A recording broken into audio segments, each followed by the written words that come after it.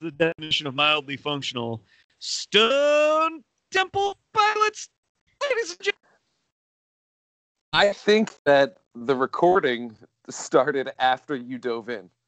Oh, son of a gun. Hit it one more time. Stone Man! Let's hear it. Stone Temple Pilots, ladies and gentlemen, and welcome to I Like to Movie, the podcast that's not about Stone Temple Pilots, it's about movies. My name is Garrett Smith. My name is Dan Scully. We're joined by my lovely partner, Tori Potenza. Hello. And Tori and I are doing our best to stay as in the frame as we can, because Skype loves to, just throw these the pictures of us any old way. And sometimes I've noticed that when it's two people in camera, sometimes it means one of our faces is half cut off. So currently the audience might not even see Tori. We will have no idea until I try to put this together later. Which is unfortunate because I put on makeup. So. Well, if they can't see, audience, if you can't see Tori, I can assure you that you will be able to recognize her voice. Yeah. It's distinctly different, so we're good. That's right. I feel like Stone Temple Pilots was a real stretch. We're running out of them here, Dan. I think that if we put more than the 15 seconds preceding pressing recording into the research, I'm sure there are untold thousands of different ones we can use. And, if we enact poetic license, as we often do, that exponentially multiplies it. I do feel like we've not used stone before, so we might have just opened up a can of worms there that we can unleash for a few episodes. Do we have all that conjures in my head is Emma Stone? You know what it conjures? I do think there's a movie literally called Stone that I think... Hold on, I'm going to look this up while we continue to talk here, because this is what our show is about. I think Edward Norton directed a movie called Stone, and he might play twins in it. He directed one called Keeping the Faith.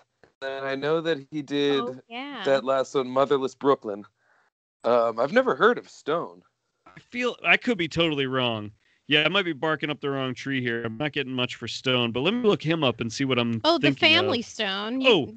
I'm correct. There's a 2010 movie called Stone, starring Edward Norton, but directed by John Curran, not directed by Edward Norton. Is that the one... Wait, does that have... It's got Robert De Niro in it as well, my friend. Is there a movie with Tim Blake Nelson as twins that Tim Blake Nelson may have also directed? Oh my gosh, that I think is the movie I'm thinking of, Dan, that I thought the movie I just said was. Hold on. Because I know that it's about weed. Yes. The Tim Blake Nelson one. Yes, and am I wrong that Norton is in that movie? Hold on, here we go. Tim Blake Nelson is director. By the way, 11 credits as director. Would not have guessed. Really? So this list is amazing because I have like Sorcerer's Stone, Emma Stone, Family Stone, Sharon Stone, Oliver Stone, Romancing the Stone, Dan, Dr. Stone, whatever that is. Would this blow your mind to know? Because it's currently blowing my mind. Look it up, Tim Blake Nelson as director. Do you have any, again, he's got 11 credits, it turns out. Any notion of what one of those movies might be if I were to be like, I can't fucking believe he directed this movie? Did he do Animal Factory, or was that a Steve Buscemi director movie? He did not do anything called Animal Factory. I'd have to double check in a second for you. I'm going to look that up, but blow my mind, because I got nothing. He directed the 2001 Josh Hartnett starring William Shakespeare adaptation. Oh, yeah, I did know that. Yeah. Yes, I did know that. I forgot that was him. Oh. And I was correct. Animal Factory is directed by Steve Buscemi. Incredible. I can't believe Tim Blake Nelson directed. Oh, I didn't know that. And yes, Leaves of Grass is the movie that Tim Blake Nelson directed that stars Edward Norton as twins. There you go. I knew there was some kind of digital twins involving Tim Blake Nelson. Blake Nelson. We just did 5 twins minutes Blake where and Nelson. We just did 5 minutes where we walked in a really weird circle from me thinking that movie was called Stone. Yeah. But that's what we do. That's why we do this show, is because together we can pool our powers to get to the bottom of all this bullshit. That's right. That's so much fun. You want to talk about the asexuality of Tom Cruise a little more? Let's do it. We've done that plenty. I think we covered that. I think that's where we're at. Yeah. In fact, I mean, by the time people are seeing this, Dan, they'll also be able to listen to our episode on Eyes Wide Shut. That's correct. With Mr. Dan Santelli, which was a big favorite of mine. By the way, I mean, we can do this on the air, I figure. I'm going to cut like the last hour of that out, I think. It's going to be a nice tight 2.5. I think. Leave the Star Wars out? I think we can leave most of that on the table. Yeah. I think that's probably fine. Yeah, I think that'll work. Hold on to that audio. Maybe it'll be a Patreon exclusive. Yeah, good idea. We'll do something like that. But yeah, we had a great episode. We, if you've been watching our YouTube series, we talked about Tom Cruise in the Mission Impossible series and his asexuality there, and then moved to, if you listen to the main feed, we did an episode on Eyes Wide Shut where we talked about the singular movie in which Tom Cruise actually is a sexual being, and it makes sense. And it works. Yep. Because Mission Impossible 2 had a lot of like male sexual tension, and Tom Cruise was really unaware of all of it. Yeah. Oh, yeah. Well, and like the kind of sexiness that is like in Mission Impossible 2 is that weird dated. I like to refer to it as sex. You find it in Basic Instinct. You find it in Wild Things. You find it in any Verhoeven movie from the 90s. It's just that Showgirls is the best example, and where it's just like, you know what's sexy? Sex. It's like, oh. And then has the most unsexy sex scene ever. Oh, God. The way that they depict sexiness in Showgirls is so funny, because it's just like shaking as hard as she can. I'm like, this is weird. And all I'm thinking I've seen like half of it. I'm so excited. Well, it's a perfect movie for all of the different reasons than you would think. Yeah, it's so good. But whenever they try to do like a sexy moment, I'm like, this is just like, there's nudity, sure, but this is distinctly unsexy. It's herky jerky. It's very, and like I said, with Jessie Spano doing her high on caffeine pills, I'm so excited. I was like, that's even a little sexier because it's a little more fluid. But I mean, Gina Gershon just mops the floor with the rest of them. She's the only person tuned into the sexiness of that movie in any functional way. And she's Gina Gershon, so she's also gorgeous. It was just, that's a weird ass movie, but man, oh man, one of the best I've ever seen. I've never seen that, actually, so that's something Tori and I will have to do. I mean, I want to do a Verhoeven deep dive at some point, so we'll do it.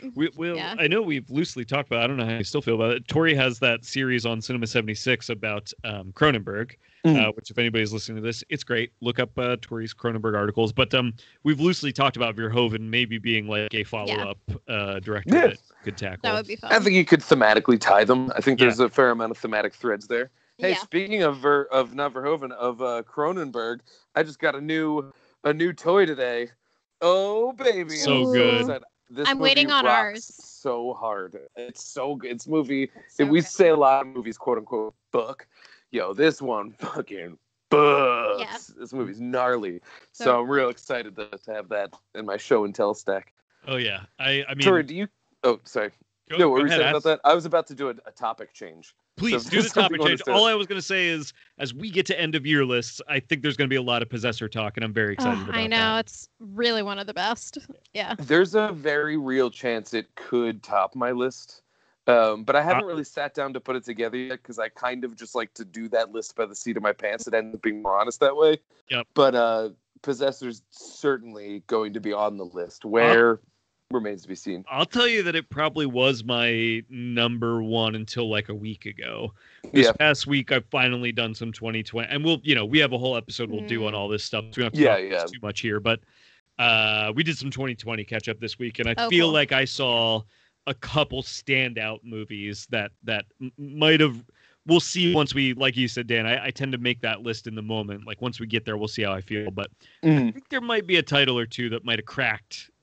Hit me with one of them, because I have not been stressing about catching up, because I'm just like beyond that right now. Something clicked where I was like, I'm just not going to do the rat race of trying to keep up. I'm just going to watch what I like and write about what I want. And so like there's, so I've missed a lot, but I just wonder if there's anything that you would think I would jump on. Well, I think that you have seen everything that I caught up on this week. I know that I'm Your Woman's in there. That's definitely one of the an ones. end of year Amazing. lock. That's one of the ones. That movie rules. So good. My big one this week, I've talked about you probably already know, Dan, but it'll be fun to talk here, I guess, on the show really quick. And I don't know if you've watched it, actually. I can't recall. David Byrne's American Utopia I have not. Me the fuck away. That's one that I want to watch, and my resistance to watching it comes with I feel like I need to see Stop Making Sense first. And I've not seen Stop Making Sense. I've seen True Stories, but I've not seen Stop Making Sense. But I'm thinking I might just swallow my pride on that one. I think don't worry about that, frankly, because I have seen both, but I haven't seen Stop Making Sense in at least a decade. And I love that movie. I mean, that movie is the reason I like Talking Heads. You know what I mean? And it's Demi. Yeah. I don't think I care. I mean, Talking Heads have a couple great songs that I probably would be earworms for me, whether I had seen that movie or not. But I specifically like Talking Heads because of that movie. You know what I mean? Like, I think they would have just been another band from a different era that had some good tunes that I recognize when I hear them, had it not been for that movie. That movie really, it is like it. I kept trying to say to Tori, because Tori was like, I don't know how I feel about concert films necessarily, just as like, is that something I'm even interested in? Yeah. And I was like, I think whether you are or not, that's the one, that's the one to see. But everyone seems to agree. Well, Spike Lee knows his way around a concert film. He did that John Leguizamo stage show that I struggle to remember the title of. I don't know that. And it's like an extended stand-up monologue, but it has like illuminated set pieces that he interacts with and acts, and like extras come in and act things out. But it's just Leguizamo, who's like truly one of the greats, doing his shtick. And Spike, it's going to kill me. I forget what it was called, but I mean, it's absolutely fantastic. But it is just a filming of his stage show, as it were. But it Lee brings so much to the filming of it that it's not just that. It ends up feeling like, oh, this is actually cinema. We're not just filming a concert. Mm-hmm. And that's what I understand Stop Making Sense to be. It is. And the reason I think I would say, don't go out of your way. I mean, go out of your way to see Stop Making Sense, because everybody should see that movie. It's great. But don't go out of your way to see it before American Utopia necessarily. Because I think that actually a thing I've seen a lot of reviewers do is almost dismiss American Utopia. They're praising it when they do this, by the way. Everybody that I've seen write about it loves it, right? But when I say dismiss, what I mean is, in the same breath that they talk about how much they like it, they all qualify it with, but I mean, Stop Making Sense is the greatest concert movie of all time. Yeah. So this is just like an adequate sequel to that movie or something, right? I could see that. I genuinely think that's dismissive of this movie, because I think that you are talking about two different things. Stop Making Sense is a concert that Jonathan Demme filmed and did an amazing job filming. This is not to disparage Demme's work. That's not the point of this comment. He really, I mean, it's a wonderful stage production that he really brings a lot of cinema to, but that very much is a concert. It's very much a band on stage. Yeah. Performing a concert. And it's amazing, but mostly because cocaine was a thing that they were all doing. It is amazing. This is a Broadway show. And it very much is a Broadway show. Like, there is stagecraft in this. That's sort of what that Leguizamo thing was like, where it was stagecraft first, and then Lee brought camera work to kind of dance with that. Yeah. And that's the other thing that I was so impressed by it. Like, one, it is a Broadway show with really incredible stagecraft, I think. Like, to me, it differentiates itself from Stop Making Sense just in that alone. The way it's presented and performed feels so much like a show to me, a Broadway show, in a way that Stop Making Sense does not. And Spike Lee brings like a legitimate amount of cinema to that in a way that I frankly have never really seen with a Broadway show. Nice. I've seen many filmed Broadway shows, and they always feel to me like, cool, you set the camera down and filmed the Broadway show for me, That's how I saw like the touring thing of Hamilton. It's just truly a fantastic show. Cannot be overhyped enough. Really, really exceptional. And then like the Disney Plus one, you could tell that they were trying to direct, but because this was a play that was blocked without the camera, it almost like the direction becomes gaudy, because they're trying to add cinema where the material is not set to be that. And it's like, I almost just wish you just planted a camera and just let it go. And it's honestly as good as they do walking that line.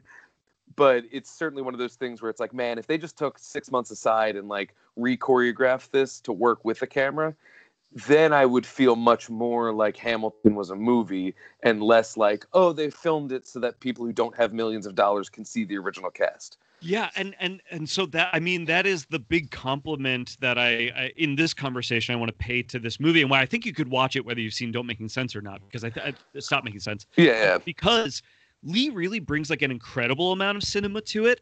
And I don't know a ton of history about this show, but what I do know is this show has been around for like a couple of years, right? Yeah, yeah. Byrne has been touring the show for a while. I think he did it at like, if not Coachella, one of the other big festivals like that. And so the point of me saying that is this was not necessarily designed to be filmed either. And yet... And now, again, I don't know the history. Maybe Lee did work with Byrne to sort of figure out, like, okay, I'm going to film this performance of it, so what can we do to adjust some of the performance here to, allow me a little more space to add something here. Yeah. I don't know.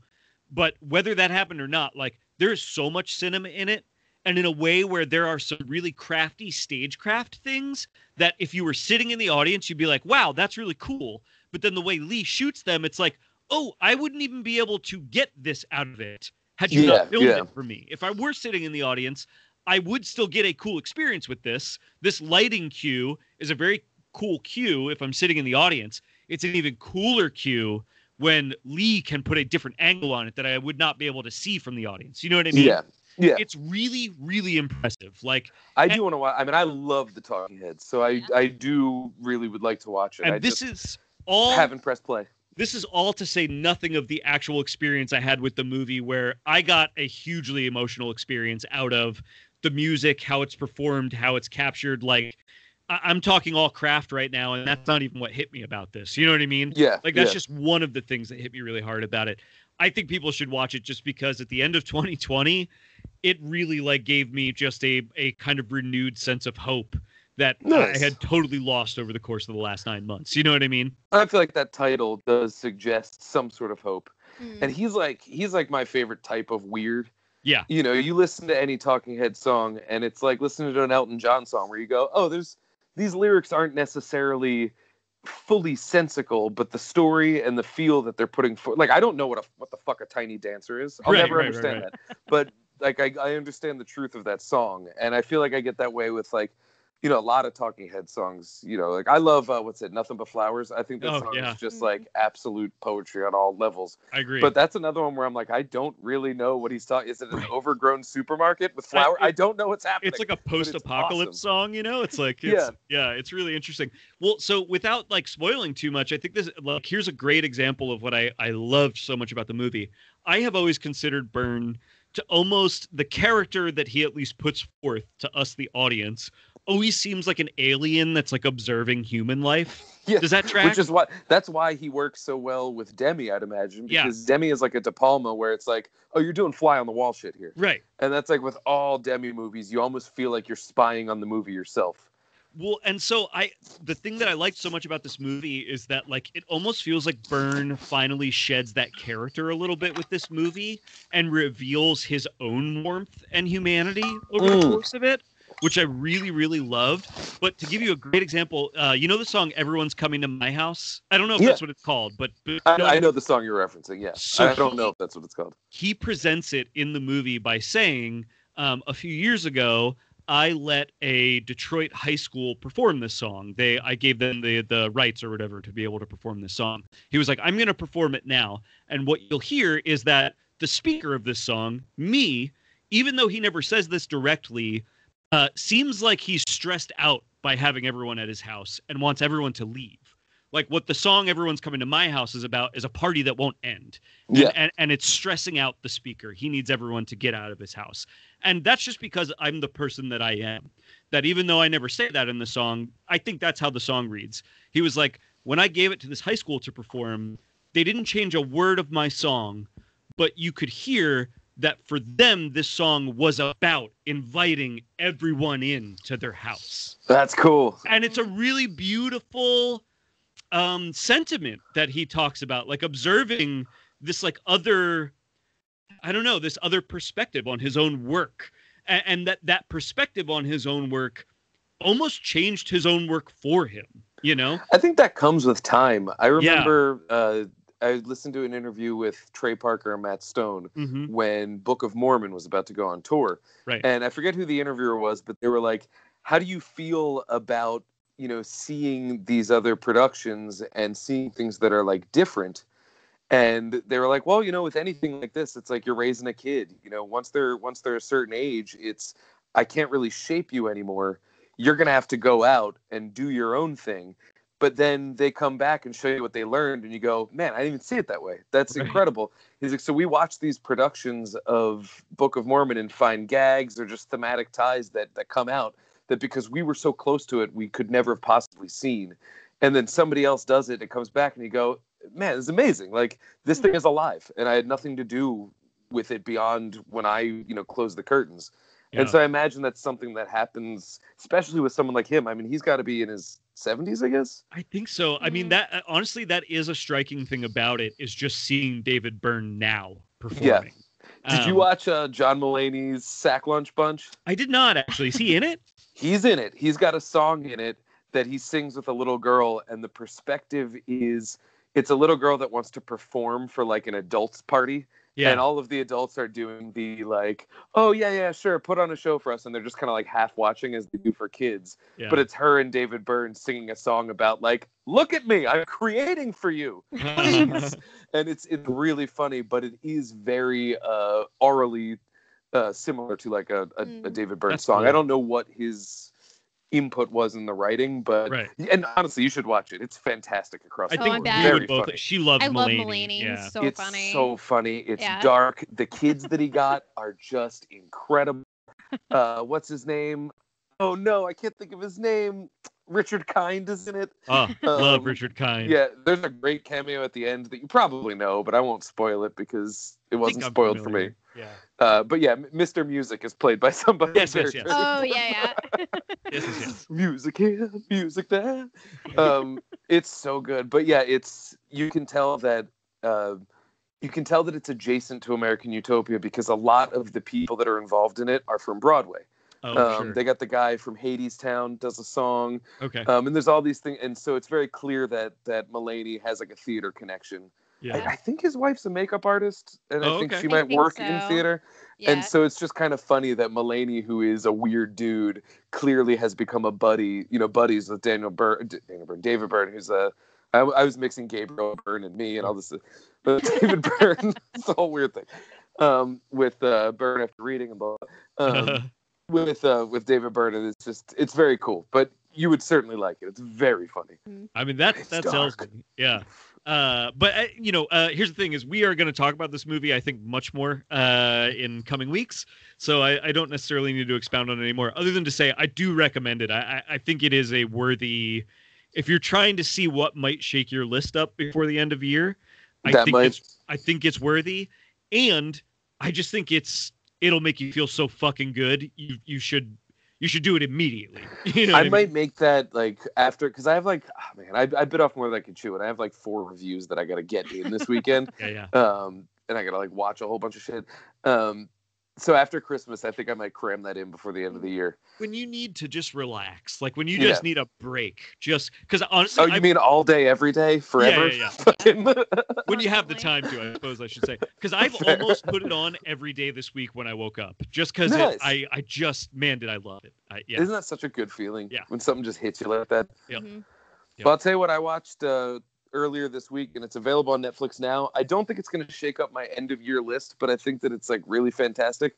Ma Rainey's Black Bottom. Oh yeah. Based on August Wilson play of the same name. Denzel Washington produced it because he's sort of doing the whole August Wilson thing when he directed Fences. Oh, right. He's going to do, I think it's called The Piano Player, I think is next. Okay. It's going to have John David Washington in it.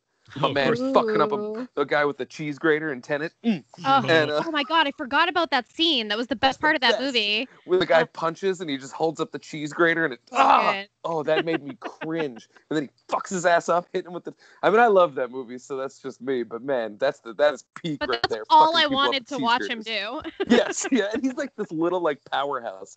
He's this thick little. Like, if him and Tom Hardy could ever have a knockdown, drag-out fight of perfectly square little men that are, like, terrifyingly fast and beefy, baby. I'm into it. I mean... I am into it. He's an Island inductee, for sure. Yeah. Nolan's the guy that could make that happen, by the way. Yeah, that's true. Hardy's this other guy. Yeah. That is very true. Yeah. So Ma Rainey's Black Bottom is based on the August Wilson play, and it's Chadwick Boseman's final role. Oh, right. Yeah. Potentially his best. He fucking chews that scenery, and him, because what it is Viola Davis is Ma Rainey, Mother of the Blues, and she is recording a couple songs, one of them being Ma Rainey's Black Bottom, in a studio in Chicago, white owned, and so the whole thing, she's actually not in it that much. It really is Boseman's show because it's about the band in the rehearsal room just like expounding upon what they got to do. But the plot is so interesting because Ma Rainey knows very, very clearly. She's like, these people do not care about me. They want my voice. And they can have my voice, but they can have my voice on the terms that I dictate, and that's it. And so no matter what it is that they want, she's just like, no, there's a part where she demands 3 Coca-Colas. And they're like, oh. And she's like, well, if you want the song, like I could go back on tour right now. But if you want the song, then I'm going to need my 3 Coca-Colas. And like, there's nothing that they can do. Meanwhile, Boseman, he's this incredible trumpet player with a similar ego, but he doesn't have the clout to back it up yet because he's not pre-legend the way that Ma Rainey is. And so they're so similar, but they clash with one another because he wants to do it a certain way. And hers is just, Ma's rules. No wiggle room at all. And I don't know, it's just a lot of fun. The performances are incredible. It's one of those movies that just like it goes down so smooth, but at the end, like all of the stuff that it wants you to think about, is it like lit an emotional fire in me, and I think it'll do that to anybody who watches it.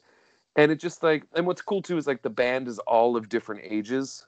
Like one guy's really old, one guy's kind of middle-aged, one guy's Chadwick Boseman's age, there's a kid.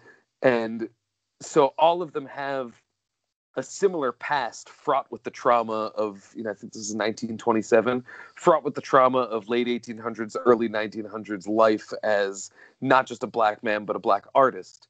And, but all of them have slightly different perspectives on it based from their age. Whereas like Chadwick Boseman's character is very, very fiery. His methodology of interacting with a world that's not carved out for him is different than that of an older man who can see it from, a different perspective. And so it's just a whole lot of dancing around that and monologuing around that. And it pops, it moves. It's such a fun movie while still giving proper weight to all of the things that it's considering thematically. And it's like 94 minutes long. So it's just like real quick. And it's a play. So it takes place in 2 rooms. But it validates its moviness by being cinematic where it can. Sometimes a little bit to a fault, but what are you going to do? But highly, highly recommend it. It was such an enjoyable one. And the text itself, I mean, it is an adaptation. Someone did adapt it. Because I know August Wilson got nominated posthumously for the script for Fences because it was not altered at all. He got nominated for the Oscar for that. This one, it's not a writer's credit. It's just like based on the play by August Wilson. But the material is like just unassailable. It's such good material that you would have to work hard to fuck it up. And so the fact that they found a way to it not just be leaning on the material, which is good enough alone, is just a good thing when you're adapting something to a film. And man, Viola Davis gives just like, she doesn't even look like her. She's got these gold chompers in. She's covered in sweat the entire time. And she carries herself in a way that she typically doesn't when you see her. but it doesn't feel like Rami Malek as a guy in a Freddie Mercury costume. It does feel like a real person, even though she's doing all these physical things. It's really a tremendous performance. So yeah, Ma Rainey's Black Bottom is good stuff. I don't know if it'll make your list, but like it's probably not going to make mine. But that's just because it's because of the number, not because of the quality. Right. Yeah. I mean, to be honest, I was looking at like the library of like what Netflix had actually put out in 2020, trying to figure out like, oh, is there anything I need to catch up on here? And that is probably the one movie that I think does deserve like my eyeballs as far as like trying to make an end of year list, you know? I think so. I think you'll enjoy it. It's just, I don't know, it was just good. It just got me to think about things that you know, we've all been forced to think about this year and should always keep in our heads. But it got me to think about it in like 7 different new ways. So it's kind of cool. Oh, that's cool. Yeah. Tori, what do you got? Yeah, what do you got? I mean, we were catching up on stuff. Oh, I messed everything up when I tried to move. You gotta stay in here. I can see you both. Yeah. Great. I loved Wolf of Snow Hollow. Yes. I've been thinking about that movie. Like, I wanted to watch it the next day after we watched it. It was like, oh man, it was just like the perfect like amount of horror and funny and also like tragedy that I needed at that moment. Oh yeah. And Jim Cummings is so fucking funny. I want to see him in everything. Funny. Yeah, so I good. love the way that he is like constantly.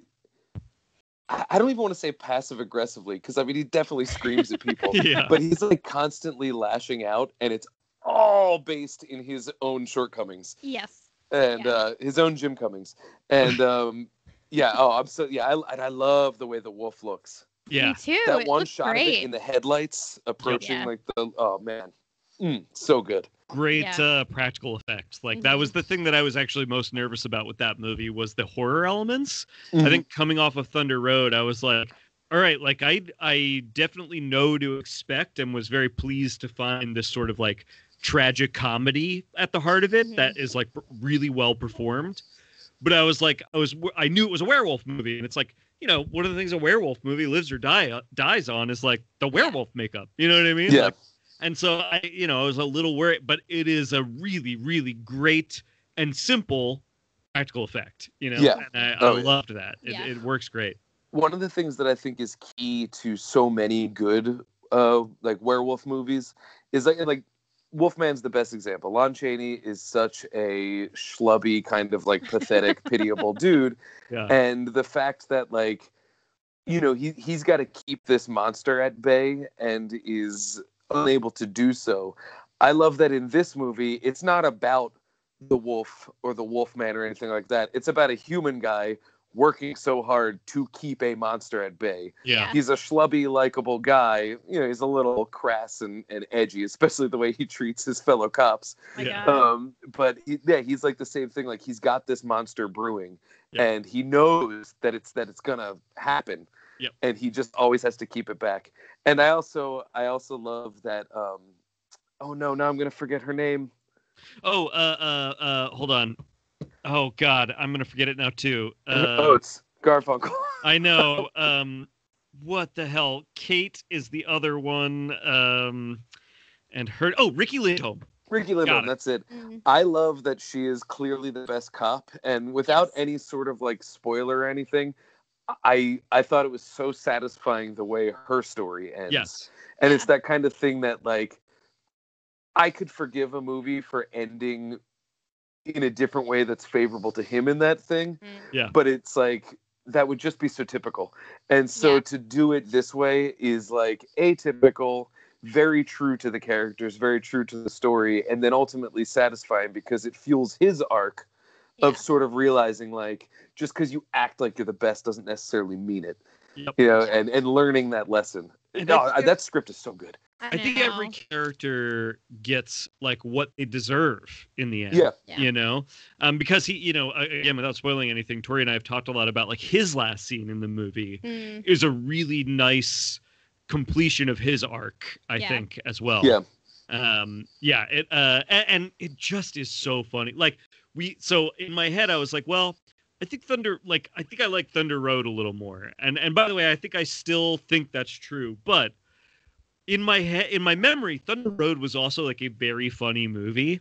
And it's not that Thunder Road is not a funny movie, but we watched them back to back. We immediately watched Thunder Road the next day after watching Wolf of Snow Hollow. Thunder Road is a much more the tragic comedy formula is more tragic than comedy. Yeah. And I would say Wolf of Snow Hollow is a little more comedy than tragedy. Yeah. In a very successful way. I think Thunder Road is probably... I hate bringing objectivity into movie reviewing because I think it's relatively functionless. Yes. But if I were to do that, I would say that Thunder Road's probably the more objective, better movie. But Wolf of Snow Hollow is so much more suited to my tastes. Yeah. And I think that if you put the two of them next to one another and we did that classic test, 8 times out of 10, I'm going Wolf of Snow Hollow. Yeah. Yep. I kind of agree with it. And I even think I was saying to Tori, and I think this will sound insulting to Cummings, and I don't mean it to at all. But Cummings, to me, strikes me as a performer that really wanted to perform and wasn't getting opportunity, so he became a director, right? Yeah. And I think that's the Tarantino arc. Right, yeah. And I think but Jim Cummings is a much better actor. Right. Tarantino's not great. What I think is so interesting about him as a director is that he makes a lot of choices that I don't think you would make if you came to those stories as a director, as opposed to as a performer, right? Like, I think there's some really interesting stuff in Wolf of Snow Hollow that I don't almost feels like, I don't know. I just don't think somebody else would make these choices. For instance, like there are actually they're kind of Tarantino choices in a way. There are elements of Wolf of Snow Hollow that are out of, how would you say this? They're not in continuity. Yeah. They're out of that movie does not have a direct A to B story. It's non-linear. That's what they essentially do. Well, they do what and I hate to compare it to such a garbage movie, but it's the Boondock Saints strategy, where we don't see the scene, we see the aftermath. Yeah. Then we get walked through the scene after the fact. And that seems to be essentially what they do with each wolf attack, is it's done, and then we sort of see how it went down past tense. And there's some really interesting non-linear stuff in, I think you'll recall this, Dan, because it really stood out to me in the moment. And then I figured out exactly what it was, like right before he revealed it. But there's all these shots of a microwave that happen like early in the movie. Do you know what I mean by that? I don't remember. So, it's been a month or two since I saw it. Yeah, I guess I don't want to spoil this for people necessarily, but multiple times early in the movie, just apropos of nothing, it cuts to a shot of a microwave in his apartment. And then eventually later in the movie, we see what lies behind the microwave, what it is that his character is hiding there that he needs at a certain point in the movie. I don't know if I'm giving you enough details to totally piece this together. I don't remember. Like, it's clicking a little, but I don't remember. I'll attach it to a different thought that hopefully keeps it spoiler free. But as with all werewolf movies, it is about alcoholism. Yes, I remember now. So there are random shots of a microwave early in the movie that make no and it sense. shows what's on his mind. Yeah, they just it speaks to addiction elements. In the movie, you realize that those shots are where they are because they are representative of his character's like mental state in those moments. Yeah, you know, and that's funny too because as a director, that's like something that he probably did as an insert later, right? You know, and like pulled it out of the performance. It was like, I think I can capture this here. It's really, really interesting directorial choices that I do feel like don't come from a director's mind. They come from a performer's mind trying to sort of, you know, enhance his performance or direct his own performance in some way, right? Mm-hmm. I really feel like he has turned out to be a very interesting director precisely because he doesn't direct from the mindset of a director necessarily, if that kind of makes sense in a loose way. Well, and if you look at his Twitter, he's like the biggest advocate of can't make a movie, go make a movie. Yeah. Like, can't get hired to make a movie, just go make a movie. Like, you've got the tools. We all have the tools. It doesn't matter what it looks like. Get it done. Make the movie. Which is essentially what, you know, Thunder Road was. And so, I think that does speak to what you're saying. Like, I don't think he probably wanted to be a director. it was exactly that. It was just like, why would why wait to be hired when I could just do it? Yeah. Right. I forget who it was. He shared a tweet on Twitter that had a quote from someone's review that was just like, Jim Cummings, who, by the way, is a total fucking smoke show, gives this kind of thing. And he like retweeted it, was like, well, I'll take it. It's so good. And total hunk. Dude's a hunk and a half. Definitely like a top tier man babe. Yeah, absolutely. I will say one thing I really love about the jump from Thunder Road to Wolf of Snow Hollow is that Thunder Road is very clearly this movie is surrounding me, and it's like written from the point, like it's written from like I'm gonna write a movie around this character, because it started as a short film of just that intro scene. That's what Thunder Road was, and so Wolf of Snow Hollow is definitely more him writing to an ensemble. Yeah, and in that way, I think it shows tremendous growth from Thunder Road, just because it's almost an extension of that dissolution of ego that his character's going through in both movies. Yeah. It's like almost happening in real life. Not that he's necessarily egotistical. I think evidently he's probably very much not. Right. Only insofar as egotistical enough to say, I'm going to fucking make a movie. But to be able to go from this movie that's very just the world around this one character to a world with characters in it is impressive, and I think a really good feat of writing, especially for a second time filmmaker. He's such an interesting character that I feel like watching him with other like good actors like that over time is just going to be so interesting. Like I want to see him in great ensemble casts where everyone's working off just like the different energy that's going on, because like he's really good with. He'd be great in a comedy. Christopher Guest movie. Yes, he would be. Yeah. Absolutely. Well, actually, it's Christopher Guest and Jamie Lee Curtis's wedding anniversary today. I saw her post about it, and I was very excited. I ship that one so much. I know, they're perfect. I love it. This ties into a really wonderful story that I heard Ricky Lindholm tell on somebody else's podcast, where she got to work with she got to work with Jamie Lee Curtis on something. And I can't remember what, but she worked with Jamie Lee Curtis on something. And Jamie Lee Curtis, like, at some point was like, oh, well, you should come have dinner with me and my husband. And when they got there, they sat down and Jamie Lee Curtis, like, looked at Christopher Guest and was just like, so Ricky is also a musical comedian. You guys both play music and do comedy. So go ahead, talk about that. Just like... That's incredible. Just like... That's the kind of thing I imagine. Like I would walk into if I didn't know it was Christopher Guest, I would walk into a room like, I'm having dinner with Jamie Lee Curtis. This is amazing. I can't wait to meet her. Oh my god. Another legend. Like, holy shit. I don't know who to be more starstruck about. I know. I just remembered Knives Out. That's how she knows her. They were in Knives Out together. Her and Jamie. Yes. Correct. I forgot she was in that movie. Yeah. Mm-hmm. Actually, that would be the type of movie that a Jim Cummings would be great in. For sure. Yes. He'd be so funny in the Knives Out. Yeah. And that's Dan. That is such a great point that you made, because actually, if they ever like reboot Clue, I know that Knives Out is obviously quite derivative of Clue, but if they ever rebooted it, he belongs. Yeah. One of the things Tori and I were talking about on kind of the other end of watching Wolf of Snow Hollow and Thunder Road back to back was, I think like we would love to see Cummings make more movies, but I really want to see Cummings in someone else's movie. Yeah. I think he's such a strong performer. I want to see him on someone else's script, performing someone else's work. I think he'd be very interesting. So I think that's a great point, Dan, that like he made this movie where he expanded the ensemble in a really interesting way that actually even more supports how interesting a performer he is. It's like he gave so many other people so much good stuff to do in his movie that it even highlights him more somehow. You know what I mean? Yeah. Because now you're getting to watch him play off of these other people in interesting ways. And it makes me want to watch him in other people's movies, working with other ensembles. I'd like to see it, because like, even though this is more of an ensemble movie than Thunder Road was, he's still arguably at the center of it. And I think that it would be interesting to see him in a role where he doesn't have to grab the camera, where he doesn't have to be the center, but can still do. Because like, I love the way that they do dialogue. Everyone is just so like, it's so quick, it's so passive.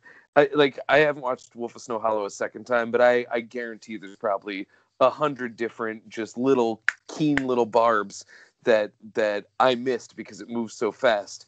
And it seems to be somewhat improv based. I would just love to see him in the sauce of someone else's thing, just kind of being a part of that, the way that Lindholm was in Wolf of Snow Hollow. I think he would shine in that.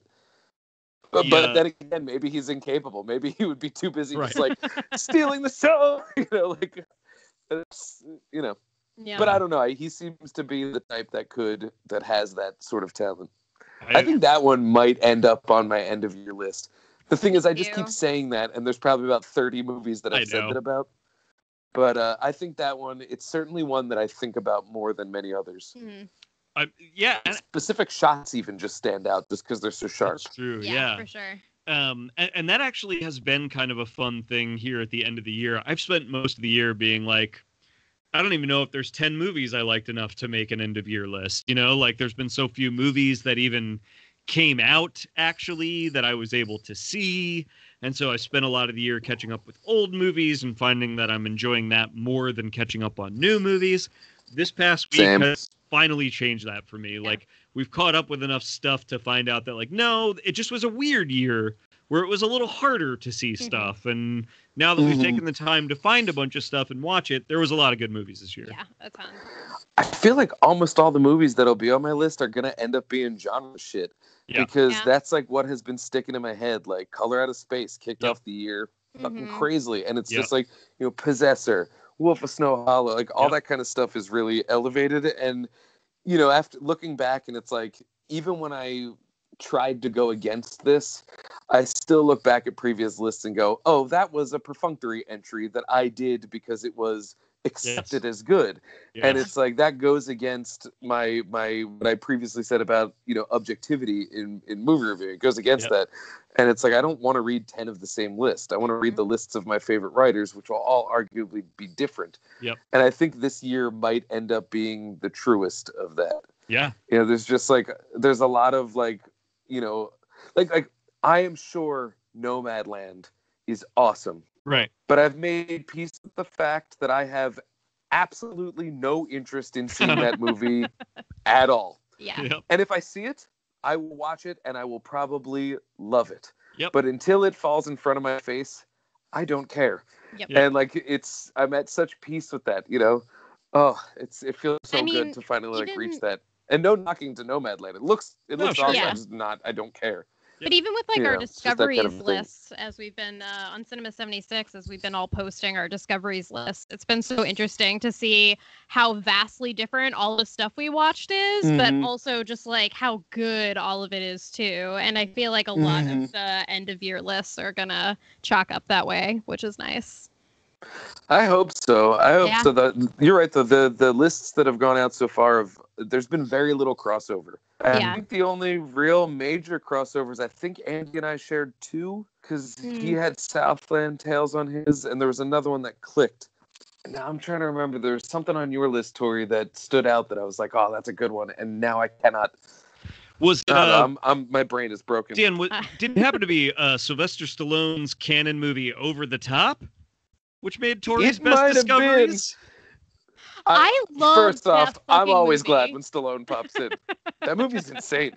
He's got to get his kid back. It's crazy. He's got arm wrestle his kid back. The end when he finally gets to the arm wrestling competition and they make the choice to do interviews with all of the other top guys, and every one of them says the most ridiculous thing you could possibly say, and it's gorgeous. I think they're real dudes. I think that they actually went into real arm wrestling bar tournaments. It's honestly, for a movie that's a canon movie and is pretty ridiculous, it's probably extremely accurate to the world of barroom based arm wrestling ego contests. I think one of the guys eats a cigarette or something. Something weird. And the best part, Dan, is that as it's happening, as these interviews are coming up, Tori and I'm joking with Tori. I'm like, I bet these are just real interviews with these guys. They seem so off the cuff. They seem like real guys. I was like, How much you want to bet they give one to Stallone's character as well? And then immediately it cuts to Stallone's character also doing one of these like to the camera interviews. And so it's like, it's all He's like, I just want my kids back. Yeah. It's so funny, man. That movie is pretty great. Yeah, it's so good. But I was like, I watched movies like Watermelon Woman, which were amazing, and that didn't make my list. But of course, Over the Top. I would like to see that one. Tori. Oh, so good. That's what's so beautiful, though, is because all of that stuff can be represented. Like, there is room for over the top. There's room for high art. There's room for low. I love that. It's fantastic. Tori came up to me at some point this week and was like, so I've been working on my new discoveries list. And I can do like honorable mentions, right? And I was like, yeah, why? She was like, well, because I'm going to feel really bad if I put Over the Top on this list and not Watermelon Woman. But that's the thing. That's one of those. That's one of those choices that you just got to do.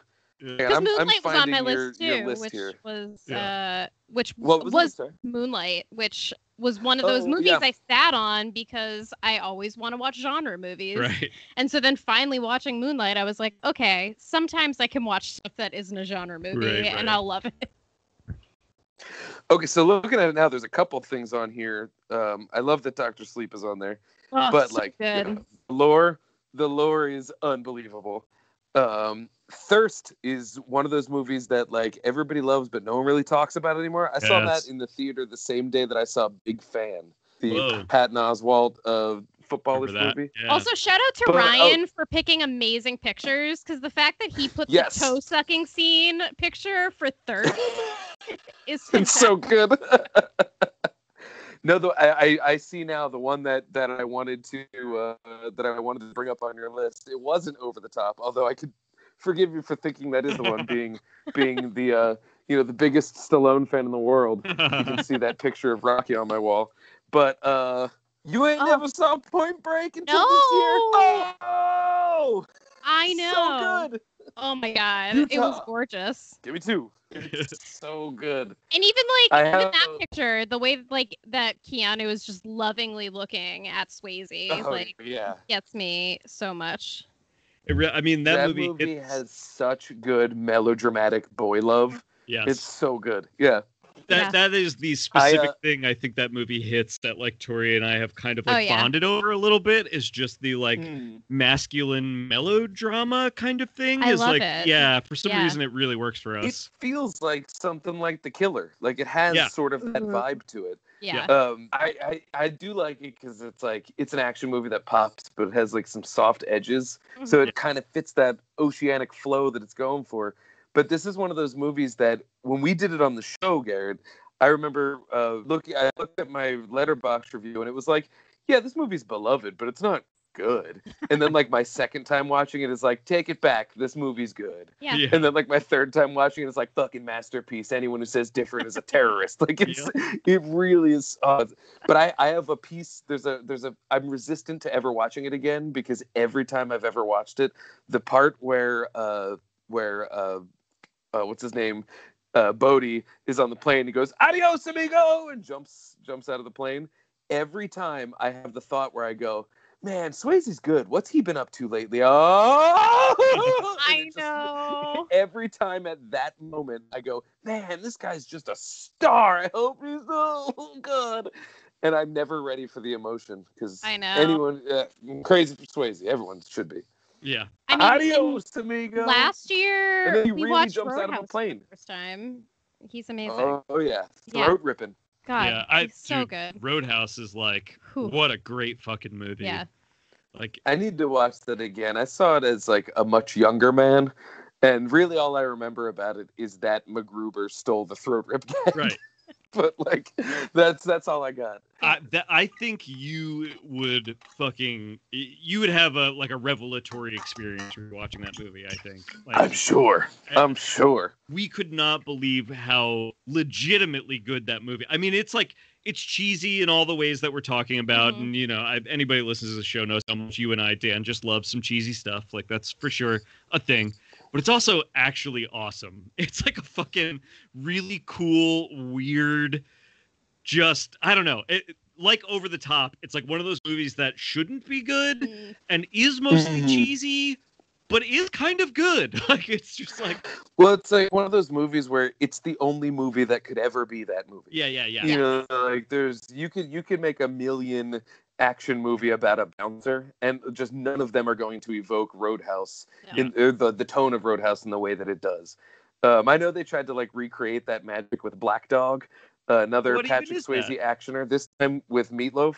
What? The man, not the food. And I remember that movie being a lot of fun, but also being like, oh, they're trying to get some Roadhouse vibes, but they landed on, you know, some mid-90s action vibes. Right. I mean, whatever. That's another one, though. Like, the last time I saw it, I was probably 15, so I might as well have never seen it. Yeah. But, man, oh, man, yeah. Point Break is just, oh, my God, it's so good. So good. Why don't you enlighten me? Why don't you enlighten me, shit for brains? It's so good. He's so good in it. He has a great line. Are you talking it's about... not shit for... Wait, is it shit for brains when he says, why don't you enlighten me? I don't remember. It's Wait, like, why don't you enlighten me, fuckhead? Or just something like that. Are you thinking about McGinley's he's character? one of the... or...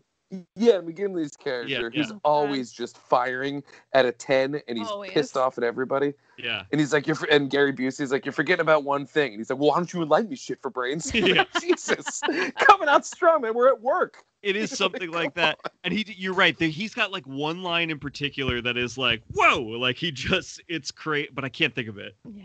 Hang on. I'm just going to Google like McGinley line in Point Break. Yeah. Let's see. There is a good one. The cast of that is like so good. Like even Busey is great in that movie. Oh my God, he's so funny. When have you ever wanted to say the sentence? So sad when he bites it. I know.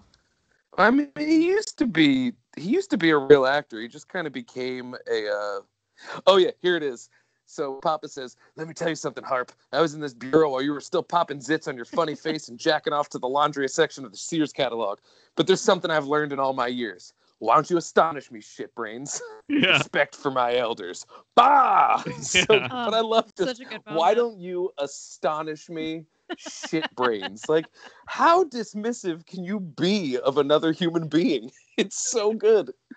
But it's the kind of thing that, like, if that was in a movie that was like a Michael Bay directed movie, it would be it would be from the angle of, wow, this guy's a badass. Mm. But since it's a what's her name movie, it has that Catherine softer Catherine Bigelow. That's it. I almost said Mary Harron, different one. The Catherine Bigelow has that softer edge, so you see that and you go, this ridiculous dude has such an ego problem. And like, it plays differently, but the line would be identical in both movies. Right. Fantastic. Yeah. Fantastic. Great movie. I mean, you really need the female direction on it too. Yeah, please. Yes. Oh yeah, with Point Break, that is like essential. It gives it that, and I don't want to be like cliche by saying, you know, it has a softer edge, a woman's touch, but it's just different. It has different. What is a different? It's not so interested in hitting you with the bombast of how badass are these guys. Yeah. It's much more interested in hitting you with this relationship between these guys causes tension in this plot that is, you know, typical action movie stuff. For sure. Yeah, it's Point Break's so good. It's so good. Why don't you astonish me, shit brains? Calling someone shit brain, like that's so crass. Your brains are made out of poop. It's so good. And the irony being that if there's anybody on this planet whose brains might literally be feces, it's Gary Busey. Yeah. Hands down. Dude, and it's probably pretty low, like it's probably poop that's indicative of a poor diet as well. Yeah. So, you know, that's who I am. But I want to show you guys some toys because I've been being I've really spent way too much money on Blu-rays now that I'm back on physical media. Yep. But so I showed you my Possessor. These guys are definitely going to become part of a project very soon. Yes. Because I got the full series. I got the Firewalk with me, and I do have the two major, like, main books, but I also discovered the Jennifer Lynch penned Diaries of Laura Palmer. That is considered canon, but was written by Lynch's daughter. So I'm going to include that into my eventual I got to watch some of that stuff. Oh, yeah, his daughter, I think, directed a movie that I really want to see.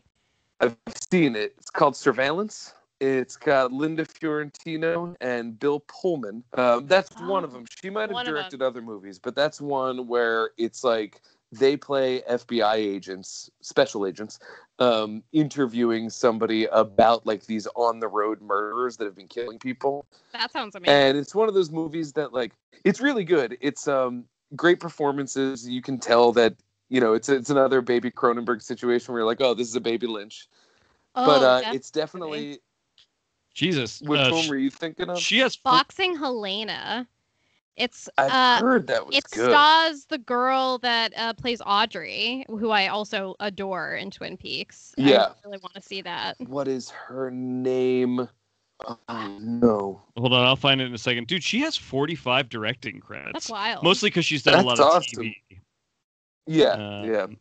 Well, Surveillance is good, and it speaks to a strong director, but I do remember it hinging upon a twist that I called about 5 minutes into it, and I think anybody would. But I don't think that that's necessarily a reason not to watch it, because it's a good movie. Yeah.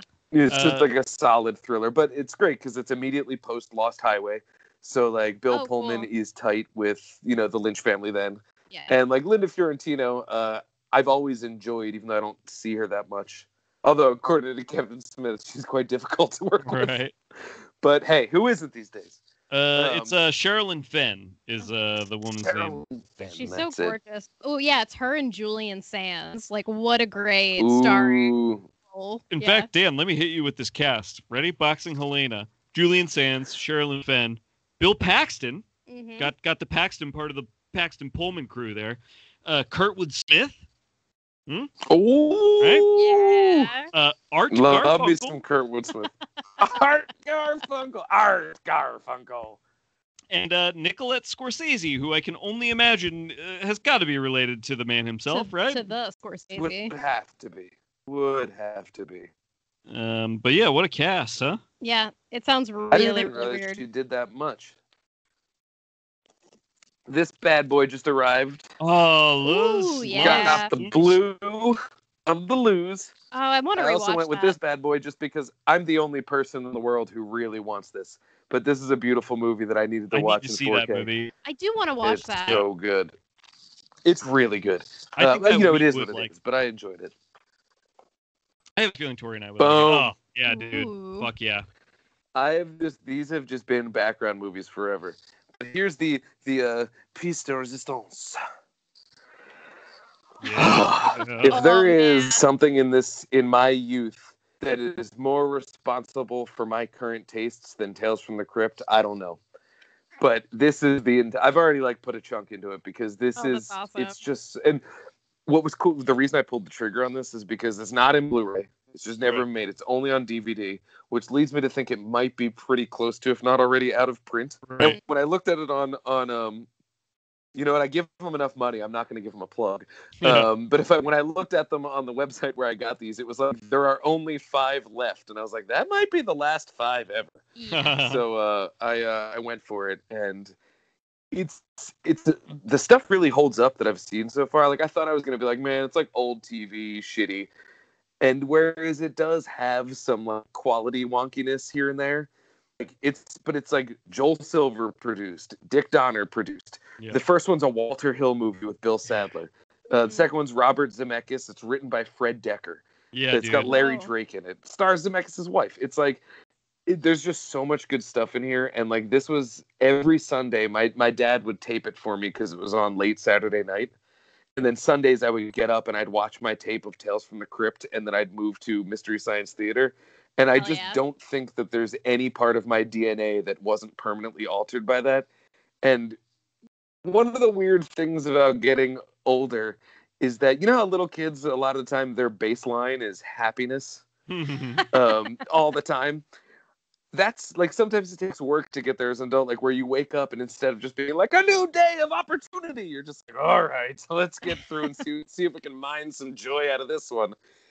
Immediately, the only 2 things that have ever brought that effortless happiness back to me were LSD and this. This is as soon as I put it in and just the theme started, I was like, this is I was getting teary-eyed of just the the nostalgia of it. Yeah. I'm so in love with. I'm so in love. I'm gonna sleep on it tonight. I'm so pretty sure. good. Isn't Mark Hamill in an episode of that? I feel like I remember being at like my grandmother's house and like catching an episode late at night on TV, and being like, "Oh, it's like Star Wars but scary." It would make sense that he is in it because there's a lot of people in it, and like if on not, the he's in back Tales here, from the listed, Dark Side. Oh, maybe. Yeah. Yeah. Could be that. Yeah. Could be that. But like Tom Hanks, Brad Pitt, Whoopi Goldberg, and then here's an interesting thing. Maybe people forget the last season 7 of Tales from the Crypt. For some reason, they moved production to England, and so all of these stories are based around English folk, including in this episode that I clearly have not seen, a very young Daniel Craig. Whoa. And I don't have any sort of memory of that one, but man, that's like, it's wild. Oh yeah, and then right above that, it's going to be hard to see because your faces are reflected. Look, it's Tori, you're a barcode. But under barcode Tori, that's a Ewan McGregor right there. Oh, whoa. Young Ewan. Yeah. Wild. Which I don't remember at all, but like there's just tons of, just the first 2 episodes, every 5 seconds I was like, that's a thing. That's a thing. You know, like, that's so cool. There's a killer Santa Claus that's Larry Drake. Ewan might be the Star Wars. Good episode. Could be. Oh, could be. Yeah. Maybe I saw Ewan on TV. I feel like I don't remember watching. It would make perfect sense that Hamill's in there, though. Oh yeah. Yeah. I mean, there's definitely a horror thing I've seen where he plays like a baseball player. Oh. I think you were thinking of the John Carpenter directed Body Bags. Oh, is that a Body Bags thing? I think so. Yes. Yeah. I'm that pretty is sure Body that's Bags. Body Bags, yeah. Man, Body Bags rock. Body Bags is the best. I love Body Bags. I don't remember watching Tales from the Crypt that much because I was not into like actually scary things. But I thought the main the Crypt Keeper was so funny, and so I remember specifically just watching him talk and like laughing my ass off as a kid. He's so good. Boils and ghouls and blah, blah. When I was a kid, I thought he was an animatronic. And now, as an adult, I realize he's just a great puppet. But the best part about him, at least in the first few episodes I've watched, is that he's my favorite type of puppet. Namely, the one that's a puppet that has a person's hands. Yeah. And so even though he's got like a puppet body and his little legs are always kicking and it's clear that his mouth is operated like that and his eyes are, on little servos, the hands are just like the hands of a person, gussied up with makeup.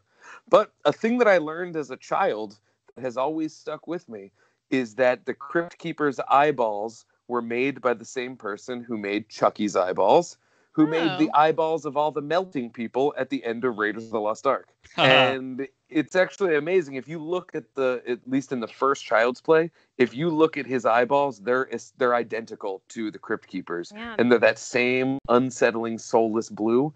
And so it's just, it's nostalgia, but it's also like watching craft and just... I'm just so happy with it, guys. I love it. That's exciting. I'm so excited. Yeah, that's my big toy. I treated myself to that Friday the 13th box set finally. Nice. Very excited to Makes you go on and get those replacement discs. I was gonna say I need to ask you about that after this recording just to make sure I know how to go. So easy. Yeah. I honestly, you send them a picture of your receipt and then no questions asked. They just send them to you. Cool. It's been taking a while because due sure. to the holidays and just the current situation, USPS is a little backed up. But I'll soapbox for a second, but they still deliver everywhere, which privatized mail will not do. So we got to keep them alive. And they have to deliver to any address, whereas I can say that they don't have that route. There's a place for both. But got to keep the USPS alive, even though they're working slow now. Yeah. Sure. Also, shout out to Shout Factory, because I've gotten faulty DVDs in the past, and typically whoever puts the DVD out, their response is, well, you bought it already, so I guess you should. And Shout Factory's response was one of no questions asked. We will replace it to you completely. And that is classy and awesome. So shout out to Shout Factory. You have earned my business 10 times over by A, putting together that box set, and B, stepping up when a small amount of human error. And it's like really like the tiniest changes that I would never have noticed if it wasn't pointed out to me. So class act at Shout Factory. Class Yeah. act. They're awesome. Yeah. Well, I fear we're all degrading into giant pixels at this point in our conversation. So we should close it out.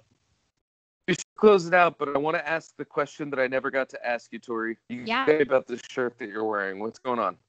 My shirt? Oh, it's a what creepy is that? That's so cool. company has officially licensed Beastle products. And so this is my spooky Beastle sweatshirt from them. Beastle's cool. Beastle's like that Halloween decoration company from like the 70s that like it sounded familiar, yeah. Yeah. Like the ghost, the skeleton, when you think of the witch, when you think of like just those 70s decorations, that's what it is. And I think they release like a new collection every year. Oh, nice. Yeah. That's why I asked, is because all of the images on your shirt like triggered familiarity in my head, but I couldn't quite place it. That's Creepy Company is the best. Very cool. This is my favorite. Nice. Yeah. That's what was the Patton Oswalt bit about Easter eggs, where he was like Easter eggs. He was like Pos has the monopoly on all Easter shit. He was like, if you want to dye some eggs, it's either Pos or you fuck off. And Creepy Company, or not Creepy, or whatever it is, Beastle's is very much one of those companies where it's like, oh yeah, you own the imagery. For sure. You got that real estate.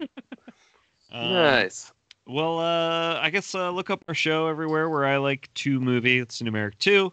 Twitter, Facebook, all those places. And find me on Twitter at Philadelphia. That's with an F, letterboxed as well. And cinema76.com. Tori? Cinema76.com. My podcast Butter with that. Untitled project that Garrett and I are working on. I haven't revealed this to anyone. Oh, you haven't? No. Oh, okay. Well, you just did. Oh, okay. It's announced. I didn't know it was a secret. Do you want to plug it? Go for it. I mean, there's no better place to announce it than here. Well, I don't know when it's actually going to start coming out yet. So, yes. Is this the one that you had mentioned in the group text? Yeah. Okay, cool. So we're backlogging episodes. Yeah. It probably sometime in the new year there will be a new show from Tori and I. Yeah. And I think we're working on right now we're working on an episode from I think one of your favorite like 90s like Scream Queen babes. So yeah. Is it who could it be? We'll talk afterwards. I don't want to spoil your stuff. Okay, so I'm at Dan Scully on all the things, cinema76.com, findy.com. Check out my letterbox. You can check out my silly show, Hot Property. We just dropped our, I guess it could be considered our Christmas episode. We're going to do one more before the end of the year, and then we're going to take a little break before the new year. And then I am also slowly working on a potential very, very, very, very long and big podcast project.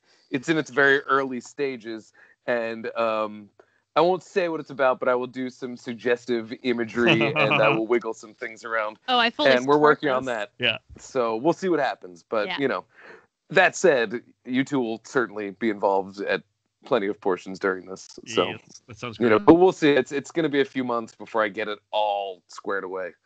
Cool. But and then also just keep an eye on our Patreon because we have talked about doing some things with it, and it will be happening soon. Yes. So, right on. All right. My name is Garrett Smith, and I like to movie. My name is Dan Scully, and I like to movie. My name is Tori Potenza, and I also like to movie. We all know that you like to movie because we like to movie. Oh, I got to stop this left-handed. Oh.